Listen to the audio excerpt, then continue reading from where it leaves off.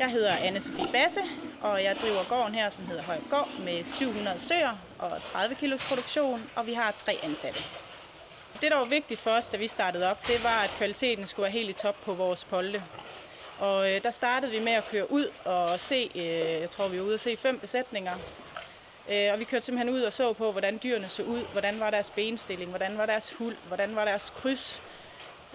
Og frem for alt også, hvad var det for en sælger, der stod bag, eller en ejer, der stod bag. Fordi samarbejdet er lige så vigtigt for os, som at dyrene også ser godt ud.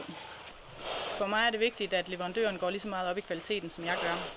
Og vi kan se her, at han har gået rigtig meget op i det og tjekker hans dyr, inden de kommer ud og inden de lander her hos os. Og det har bare været vigtigt. Samarbejdet fungerer rigtig godt, og der er aldrig problemer mellem os, og er der, så snakker vi om det. Fremtidsmæssigt så har jeg små børn lige nu, så lige nu har vi ro på, men det er lavet, så vi kan forlænge til det dobbelte. Så nu må vi se, hvad der sker.